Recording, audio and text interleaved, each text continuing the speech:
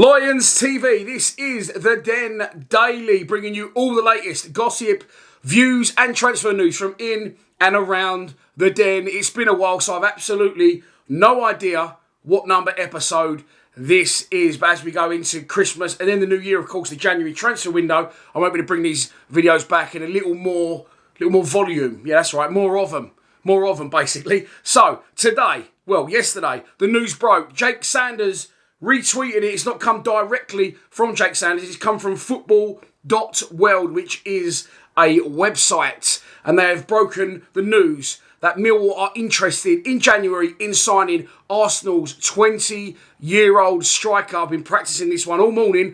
Folarin Balogun. That is as good as you're going to get out of me on his name. The 20-year-old striker has been a professional at Arsenal since 2020. He's actually been at the club for a long time, and he is a star for their under-23 side, scoring 14 goals so far this term, including, well, that wasn't including, so it's now 15 if you want to count the EFL trophy. They beat Ipswich last night on penalties by 4-3, and he was one of the goal scorers. What do we know about him? Well, we know he's pacey, we know he's a striker, we know he plays for Arsenal, so he's clearly very talented. I checked him out this morning. He's actually born in New York in the States, moved to England at 2 years old and was born to Nigerian parents. So he's played for the youth sides in the USA, but he now has also played for England at youth level. So I'm taking it that he has chosen England as his preferred country of choice to try and represent the national side. Will that ever happen? Well, I don't know, because he's very early in his career and he's only ever played for Arsenal first team twice. He's never been out on loan. So it's looking like he could be making Millwall his first port of call, so that'll be a very interesting one for him. Is the rumour true? Well, I come on him every day at the minute. I'm living with my parents until my house goes through. COVID has put paid to that, so I've had to move home like Dow and Brendan at 41 years old.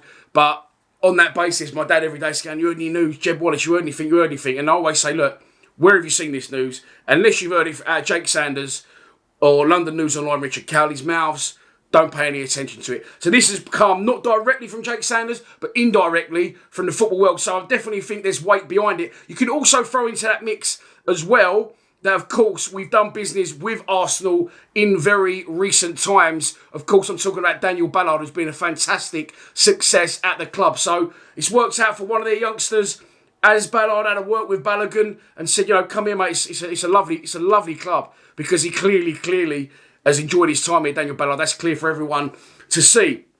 So, strong rumour. There's weight behind it, definitely. We know a bit about Balogun now.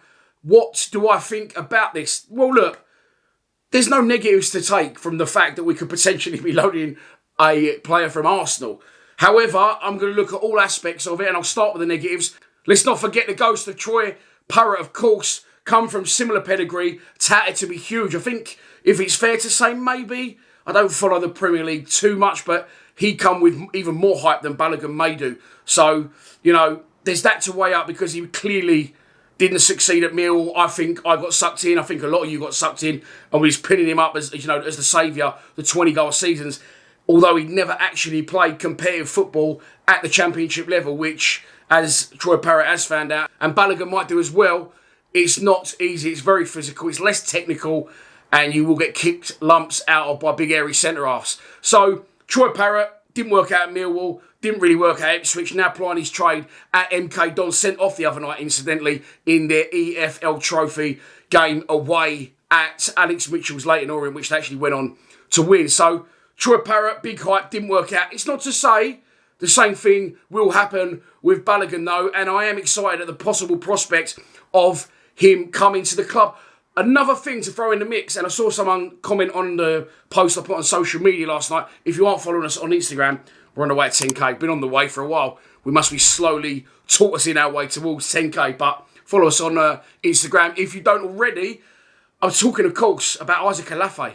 That's what someone put in the comments. Isaac Alafe has been playing men's football, 2 different divisions now. He's plied his trade and he's worked his way up, and he's finding out the hard way what life is all about in the Football League. So he did it with Sutton in non-league. He's now doing it for Sutton in League 2. And the guy on my social media post, that might be him again, said, look, Alafe's playing at a bigger level, a higher level.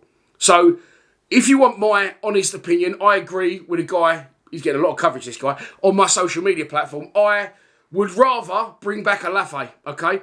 I would rather bring back a Lafay because, just because of the goal situation he's been playing in the league, and I do understand that the Championship's a massive step up from League 2, but you can only try and throw him in. He did it in non-league, now he's doing it in League 2, so I think bring back a Lafay for those purposes, but also, he's our fucking player. He's our player, and I did say at the start of the season, keep Alex Mitchell and don't bring Ballard in, ideally. You know, and I do stand by that. As good as Ballard's been, we are a club that do not have a lot of money, and it's going to be a quick fix again, isn't it, with Balogun? Again, it's going to be a quick fix. He's probably going to be a striker up there on his own.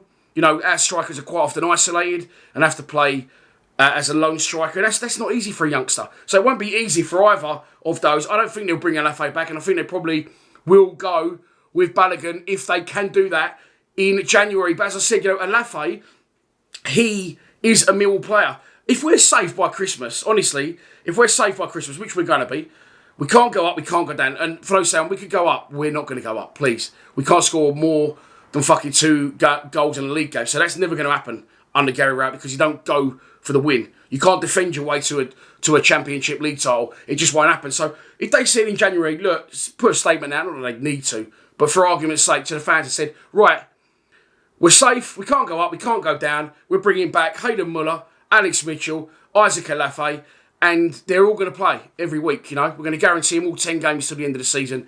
Win, lose or draw, good performance or bad. I got hand on heart, wouldn't have a problem with that. Really wouldn't. I'd say, I understand why you're doing it. It's good experience for them. It's going to hold us as a club in stronger stead going forward. So that would be my ideal option. But anyway, I've gone on for far too long. Today's news, last night's news, got it wrong twice. Folarin Balogun, I cannot say his name for toffee. I've broke it down phonetically and I just can't get it right. But you know what I mean, the picture was on the screen.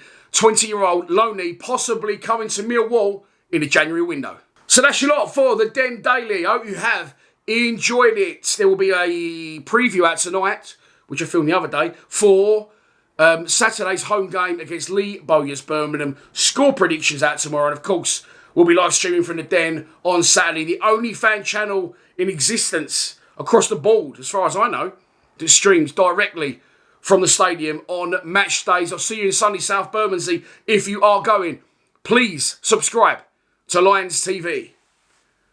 Come on, you Lions.